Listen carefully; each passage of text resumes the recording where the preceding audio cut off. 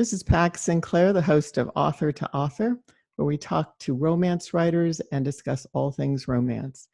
My guest today is Pearl Tate, an erotic sci-fi writer and the author of the Quasar Lineage.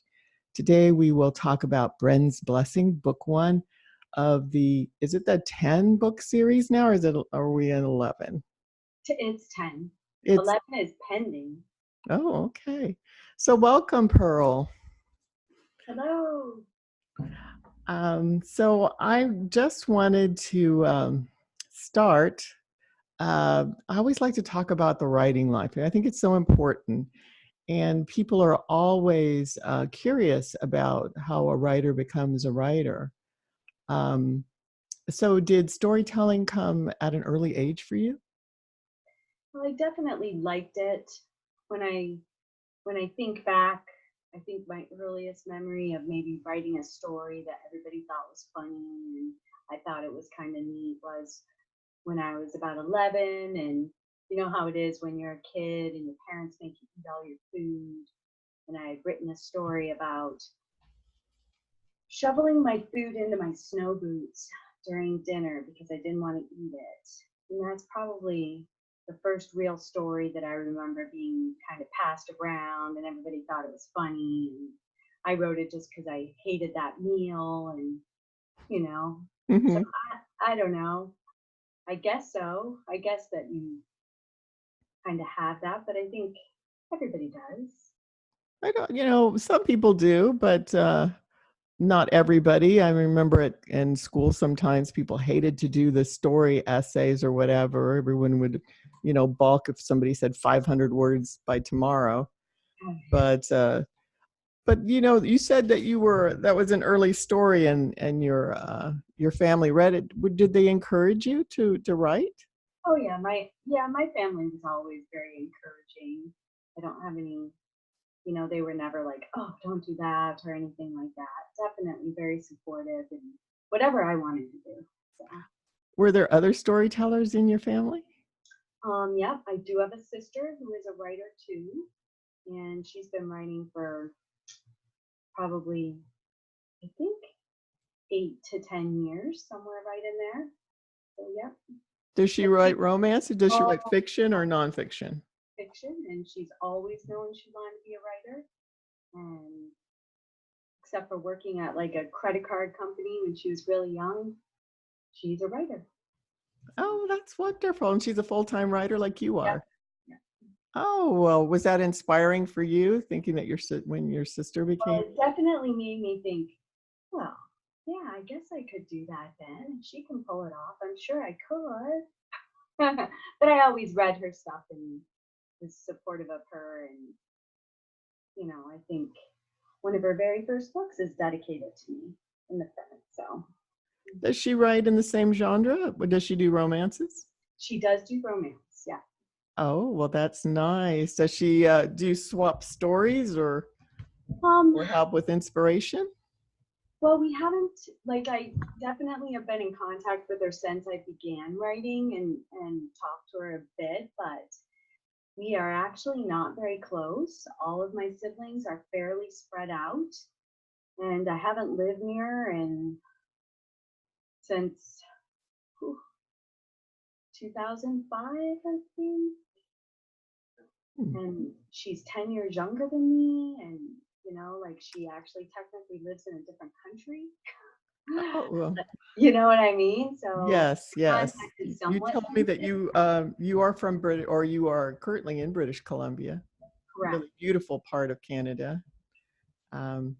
So that's interesting. Well, that's good that there is another storyteller. Mm-hmm. I did a little research on you, and I was hoping to find more, but I did find some things. And I found a quote as part of your bio. And yes, I'm going to quote you now. So get ready. It says, "I love all kinds of stories, but there is a special place in my heart for all forms of romance, the good, the bad, and yes, even the ugly." So talk about your love for the genre. Well, I definitely like, all kinds of romance, but I definitely like the more absurd and more, I was always like a Alfred Hitchcock fan and Stephen King and, the different spin. So I'm not necessarily, like, my preference might not be just, a contemporary romance, but I definitely like it all. But sometimes the more crazy it is or the more unique it is, well, that sticks with you, right? So you remember it. So I tend to like that more. I believe that too. I think the more, I love it when there's twists. I love it when a writer takes me down a path I think, oh yeah, I know it's coming. And then I don't know what's coming. Yes. So Yes. that makes me sit up and start to read more, of course. But, we do know some that are more formulaic, some from the publishing houses, um, and they're probably most of the standard romances. I think that's why I like the indies. Mm, And that's why I love to read indie books, because it's, a lot of times they will do something completely different and I'll just go and it'll just blow me away. yeah. Yeah, I agree. And not that there's anything wrong with the traditional normal formula that, a lot of authors seem to churn out a lot of books for. But at the same time, sometimes it's fun to read something, and you read it and you're just like, yeah, that was awesome. Yeah, and believe it or not, we do stay in our structure. I mean, we do it loosely, but we do, it is finding love or romance or whatever. But more than whatever, it's supposed to be romance and love. Yeah. So the second part of the quote is, when I write, I get to make sure there is always a happily ever after, and that this is the best part of all. So have you ever done a happy for now? Well, I mean, aren't they all really happy for now? I Life mean, is happy really, now. in theory, I mean, that's like, we want to believe that it's all wonderful. I mean, I would say that Bren's blessing is a happily ever after, but there's more stories that they're in, and everything isn't perfect. you know, Yes. maybe between them it's perfect. And that's kind of more what you're looking for, is that reassurance that maybe that couple stays together. But that doesn't mean that they aren't going to have a shitty job, or you know something's not going to go right, or so. But life is happily for now. So That's true. And when you brought up that, lots of things happen, and people will say, "Is have you ever gotten this? Is the heroine dumb?" The heroine isn't dumb. Sometimes she just doesn't make good choices. I mean, bad yeah, choices are usually really good books. yeah. There's a couple series that you watch now on Netflix or whatever, and you think, okay, this is the choice they should make. Oh, they made the opposite. Every time they make the opposite. But that's what keeps you watching or keeps you reading, is when you're like, no, don't open that door. It's kind of the same thing, right? It, You you know what they should technically do, but that doesn't necessarily make a very good story. There has to be that different idea of, okay, so they're going to do it a little bit different. And I guess the idea with the happily ever after, and you're aiming at that, especially with the mating bonds and the mate idea that you see so prevalent in a lot of the paranormal and sci-fi romances. And that, once you have better odds, but nothing's perfect. I do love that part about Bren's blessing. You brought it up, so I guess we can talk about it a little bit. And you're right, it is something that you see in a lot of paranormal romances, and you think, wouldn't that be wonderful? You really do. You do find your soulmate. You do connect, and you can communicate through your bonds. So the person does really know what you're thinking and feeling. Well, not so much thinking, but feeling. And I really like that part. That was one of the parts that I really liked. That grew as their attraction and their love started to grow. So that's a good segue, because I'd like to talk about the Quasar Lineage series. So why don't you tell me a little bit about the series? Well, tell me a lot about it, and book, especially book one, Bren's Blessing. Okay, I do have notes. Oh, that's okay. A little bit, so um, So where were you when you first decided, when you conceived the series? Where were you? Where were you?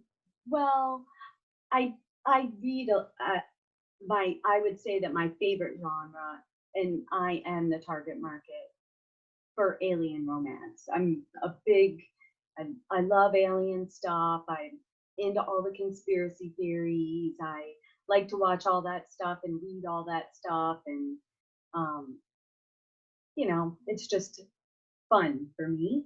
So I knew that that was the way I wanted to go because I knew if I was going to start writing and keep writing, it had to be something that interested me.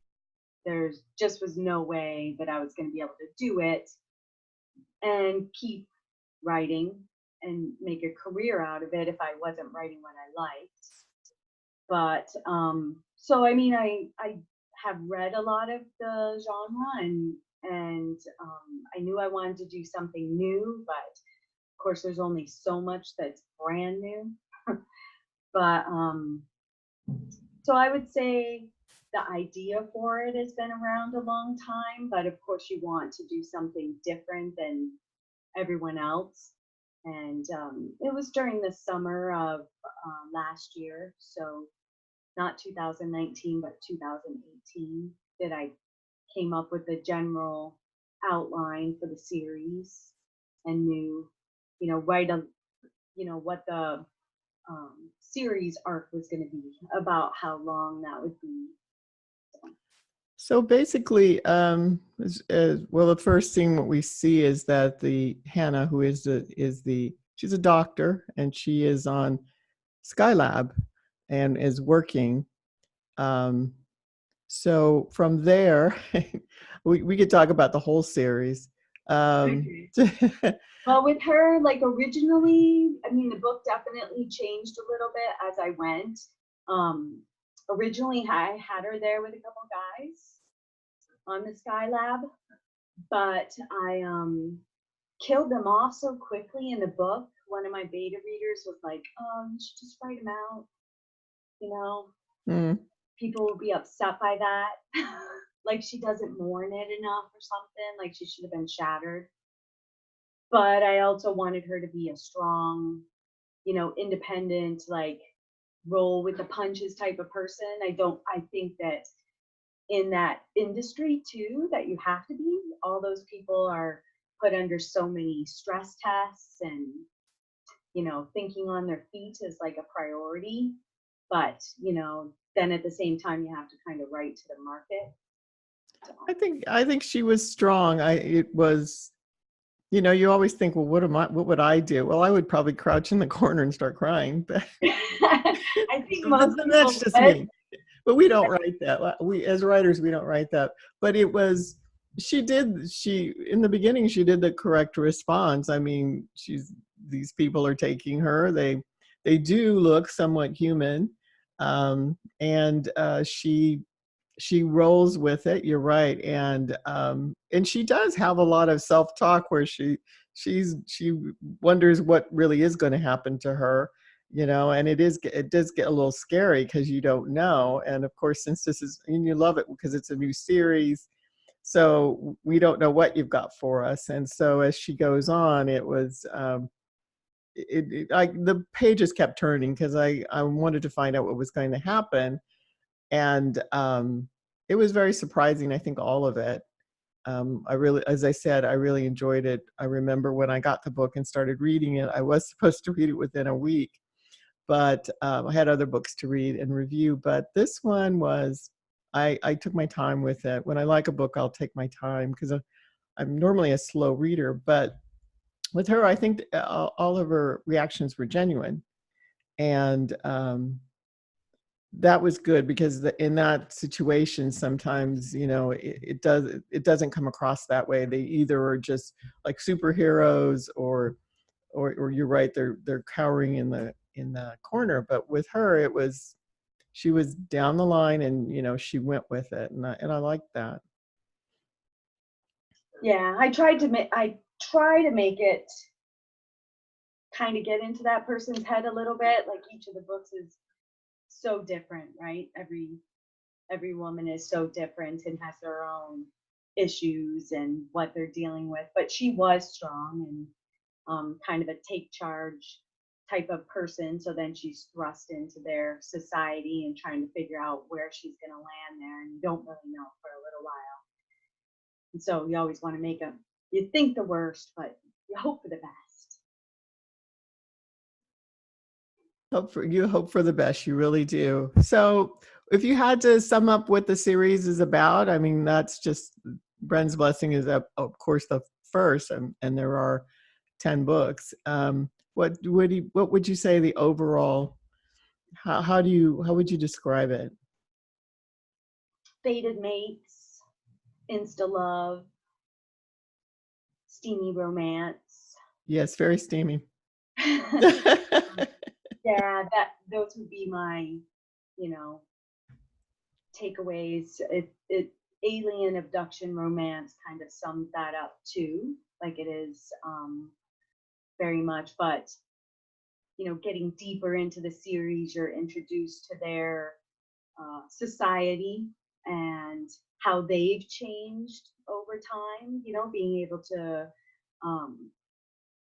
have a much more advanced society and more space travel than we do, and how they've taken technology, that we're just kind of talking about, like nanotechnology, like we don't really know much about it, or the applications that it's actually being looked into, that's still being researched, and kind of take that and spin it off, like how could that affect us down the road, and what could be the benefits of that, and trying to apply it to a story. How did you do your research for that part, for the science part and some of the technology you talk about? Are you a big reader of science journals or science magazine? You're good. Mostly just made it up. I love it. I have no idea how close or accurate I might be to anything that I mean, everybody gets really weird, and like I try not to read my reviews because sometimes it's depressing. I mean, sometimes it's nice, but sometimes it's like, oh. And people will say stuff, like the ship exploded in a vacuum. That can't happen. And I'm like, oh, yeah, they might be right, but it's a story, Yeah, and but it it's fine. really is supposed to be for fun. And I've talked to other authors about that, and, heard their stories of, yeah, my little brother said this couldn't happen because of this, but no one else has ever said that. There's definitely things that, it's pretend. It's make believe. This is not a real story.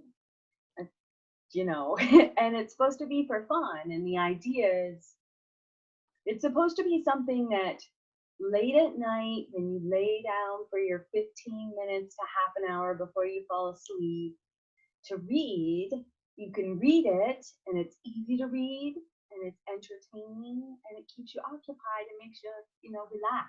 And that's all it's supposed to be. Yeah, you're supposed to suspend a reality for some, for all of it. Actually, I keep telling people that these people do not exist in the world. Okay, none of this exists in the world, but it's true. We could probably do a whole show just on reviews and what people have said to.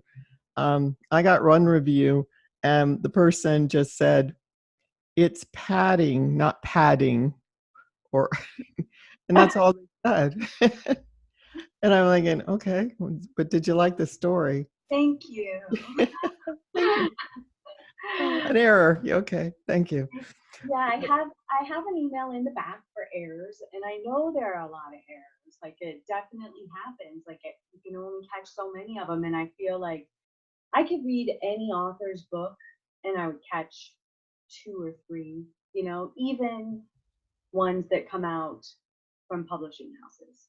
It's just it's never going to be perfect, and you do your best, and that's the great thing about being an indie author is you can go back and change things. And I have people send me markups, and I appreciate every one.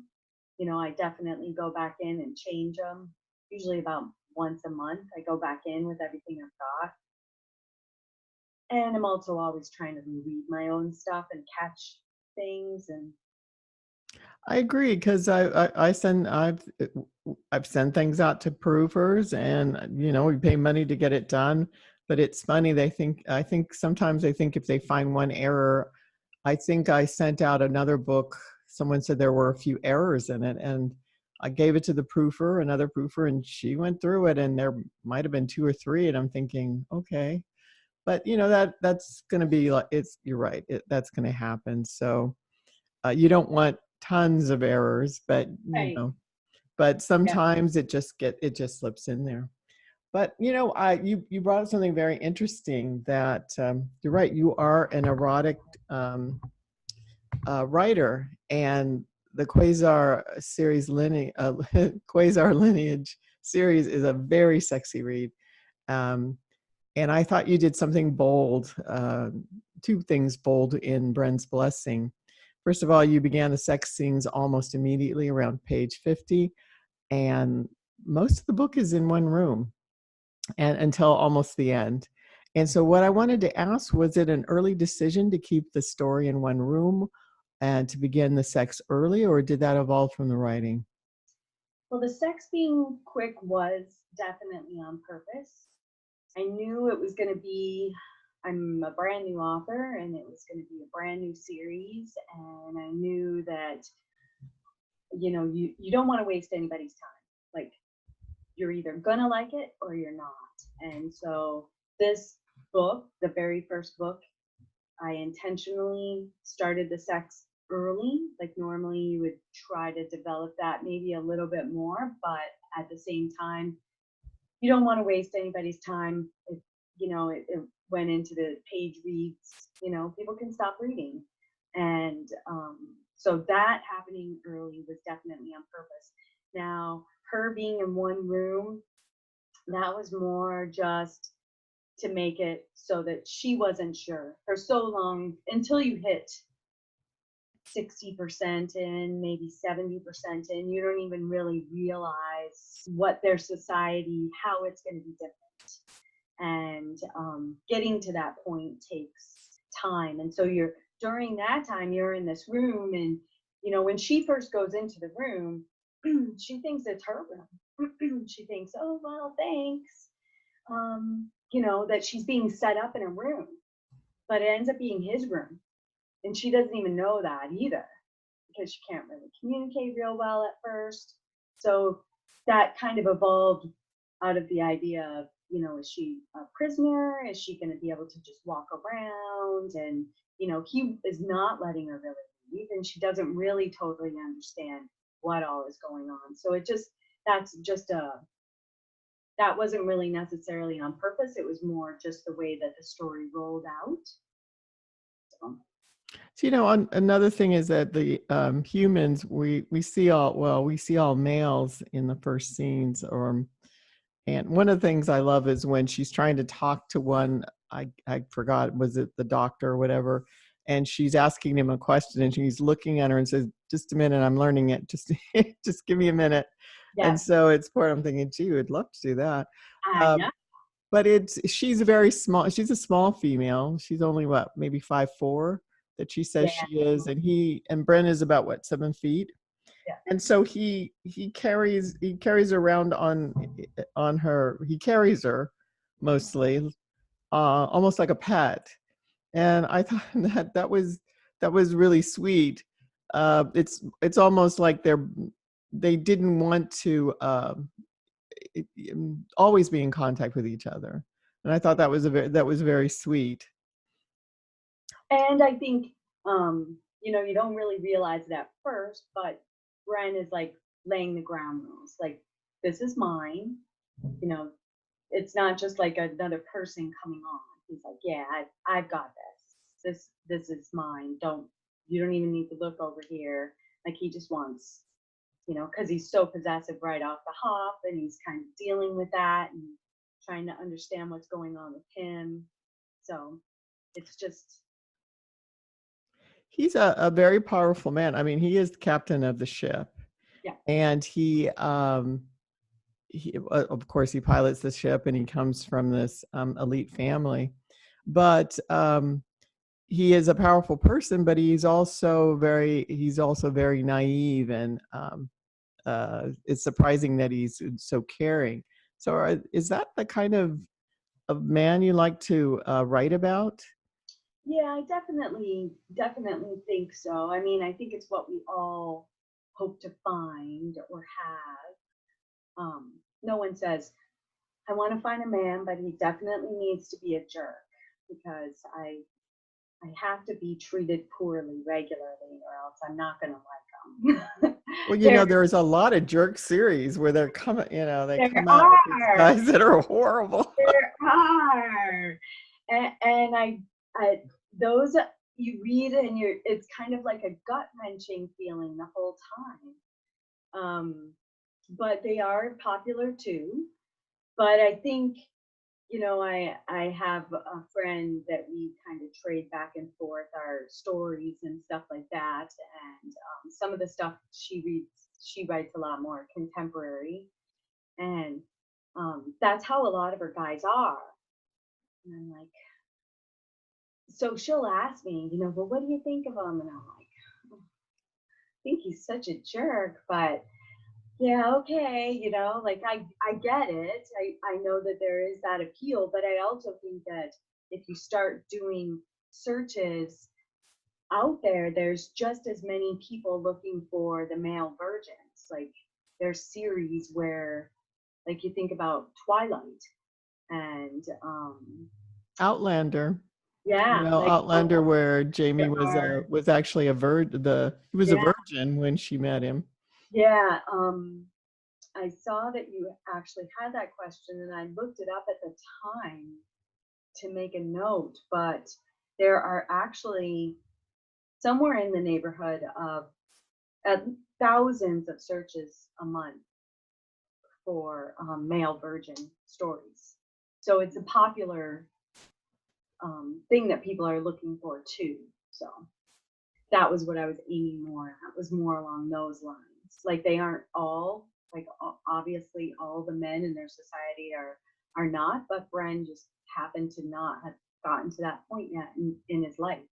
So. Right. And it was a good reverse. And for I was going to say, for someone who didn't know what they were doing, he was Yeah, he you was go with the flow. yeah, he picks it up really fast. Yeah. So actually, that brings me back to another question. Is I wanted to ask about you being a erotic writer, and I wanted to ask you how you approach your sex scenes. I know anyone who writes steamy or erotic, that's usually one of the first questions they ask. Well, mostly I just try to make sure that when I'm done, I keep notes of what I had them do, because it, I think I outline all the rest of my books much more detail than I do the sex scenes. The sex scenes tend to be a little bit more like, oh, okay, we're here, and I don't know, that comes really easily. But my other scenes, I'll have more along the lines of, say, 5 to 10 sentences, kind of staging me through, making sure that I'm in the action and have dialogue to get to from the beginning to the end of the chapter. But the sex scenes are the action. That's So, true. and the only place you're getting is to a climax. So there's not as much to worry about. I don't really outline them. I find that I often need to go back and say, oh, did they do this yet? What had they done and where were they again? That's true. That's So it's true. You pretty, don't want to keep doing the same thing through the whole book. yeah, yeah, people don't like that. Yeah, That's true. Sometimes you're thinking, I don't know if you do it, but sometimes you're writing and thinking you're not going to put a sex scene, and all of a sudden you're in the middle of a sex scene. Yeah, Does that yeah, happen? yeah. Oh, it'll just be a quickie. Yeah, we'll have to do that again then. Hang on.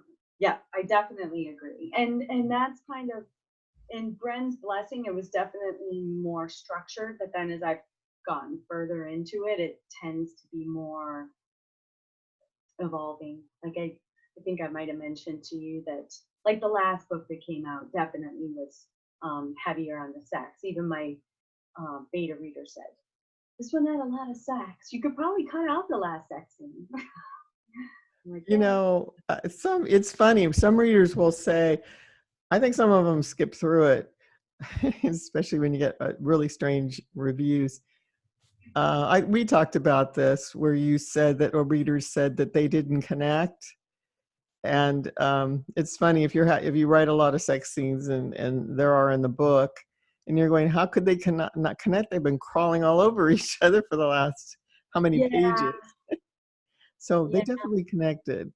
Well, that was, I guess, over time, over the last year, that's been one of the things, people have said, well, is this erotica or is this just steamy romance? And what's the difference between them? And um, from what I gathered, especially even being in story origin, which is how we met, um, you know, people will often say in their little thing, don't join this if it's erotica, and I'm torn, like thinking, is this erotica?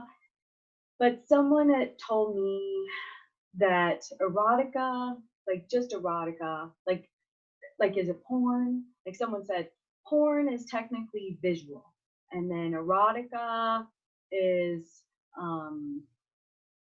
less connection between the people, less story. Like it's the first chapter opens and the newspaper person is ringing the doorbell and they end up having sex. That's Yeah. erotica. Yes.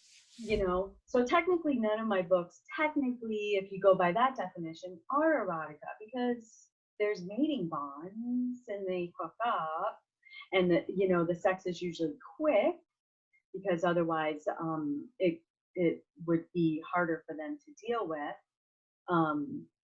But by that definition, all of them are just a steamy romance. I've heard a new term. Well, I have been hearing it for a long time, romantica. So it's romantic erotic, because it's all over the map. I mean, I've seen some, well, I've read some erotica that's, well, everyone has contact, but it all depends what the reader's level is. That's the problem. And it all depends how, a kiss can be steamy, a kiss can be, it can be erotic as well.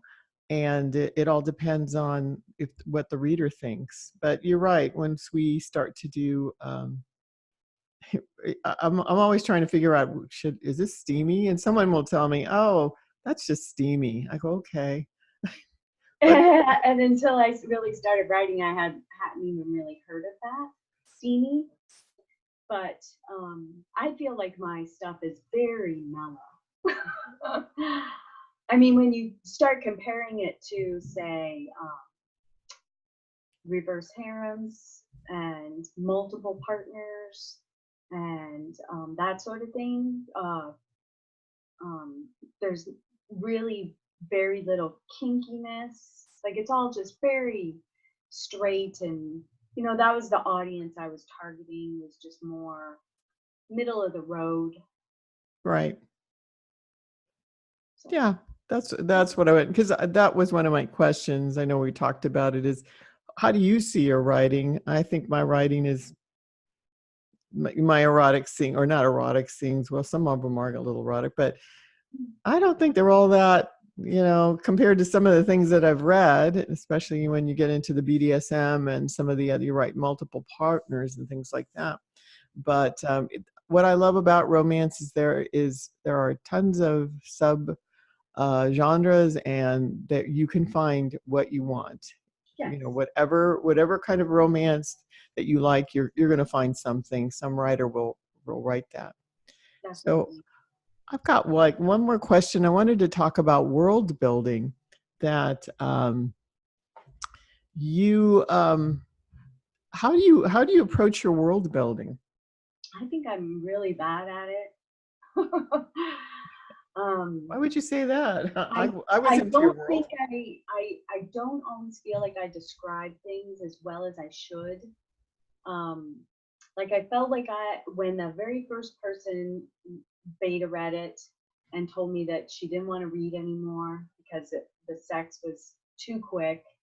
Um, I felt like I really didn't do a good job of explaining how they felt, um, because of them being mates, and you know that it was just a natural progression, and that there was almost more of a drive to do it, like much more than say, ooh, he's really good looking. Like it isn't like that, that there's more to it, more of a pull, and that I felt like I kind of missed the target on that. And then I don't sometimes feel like I do good enough world building as far as describing. Like I've read other authors, and they'll talk about the wallpaper, and I don't talk about wallpaper.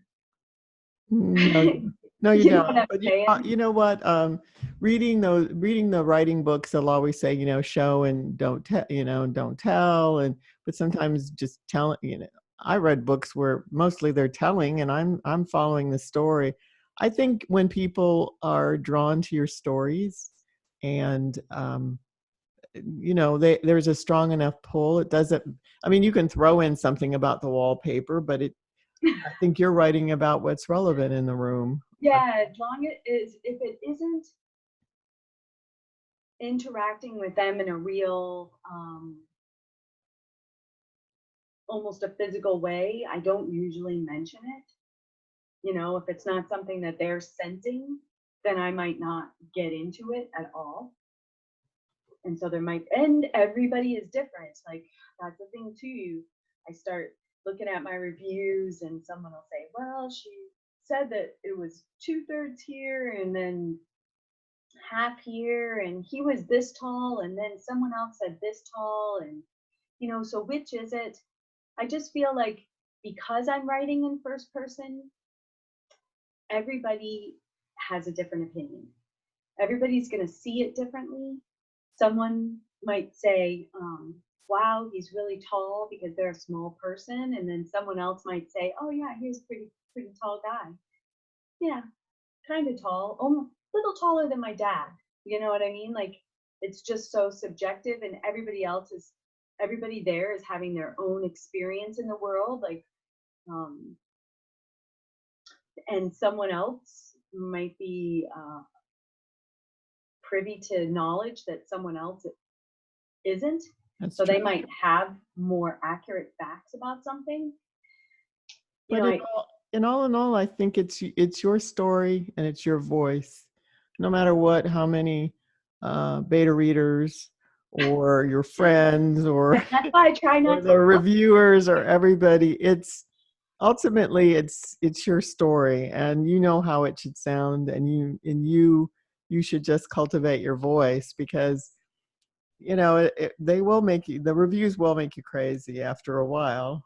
But I read your reviews were pretty good. I did read some, but I someone told me once, if you got all good reviews, no one would believe them. uh, Yeah. so the thing is, it is subjective, and the people who enjoy your books are reading your books, and you've got the proof, because you are a very prolific, and you're a very successful writer. So Well, I'm trying to keep it. I think I did it right because I look at my first book, which has obviously been the most read, been out the longest, and it has the lowest reviews. Like, hopefully, if people didn't like it, they didn't keep going, because all the rest of my books have higher reviews. So I'm hoping that, people in general read them in order. they'll read the first one, they'll know what they're getting into, and they'll know kind of the general idea of the story, and then they go on to the second and through them, and everyone is a little bit different as far as, you know, what people are seeing and who they're interacting with, and they kind of bounce around. That's true. So for the last question I'd like to ask, what advice do you have for writers starting out? Well, definitely know your audience. Find if you're going to keep writing and you're going to write a lot, I would definitely say write what you like. You're not going to keep writing if you don't. If you're writing something just to make money or something like that, it's not going to work because you're not going to like it and you're not going to keep going. That will come through. So know your audience and then write for that audience and just keep writing. Good advice. Always good advice. So where can we find your books? Are they on Amazon, Kobo? I mean, how I can am we find? exclusively Amazon. It was hard enough to figure that out. I applaud everybody who can figure out everything else. That's true. Because everything has such a learning curve. So yep, I'm on Amazon, on Kindle Unlimited. I'm a big Kindle Unlimited fan myself. I've had it for years and always enjoyed reading all the other indie authors and always liked when there were series and that sort of thing. So So this book is also in audio. This is yes, the only book in audio, or is book 1 and 2 on audio, or? book 1 is in audio and out, and book 2 is almost done. And book 3 is negotiated and waiting to be done. Oh, that's wonderful. So where do you hang out in social media? Well, I definitely have had the best success with Twitter. I have a pretty good network there with other authors, and I'm slowly figuring out Facebook. I mean, I had Facebook for my personal, but even me personally, I've been like a once a week Facebook person. Like That's go good. on and kind of catch up with what my family's doing. So setting up That's a lot. That is a lot for a lot of people. Sometimes setting I'm not on there for a while. yeah, definitely a little bit more of a learning curve. But Amazon, yeah, I figuring out the KDP system and getting on there and then just being exclusive there is fine for now. Good. Yeah, I feel like they've been good, and I started using their advertising at the beginning of this year, and that's been pretty good.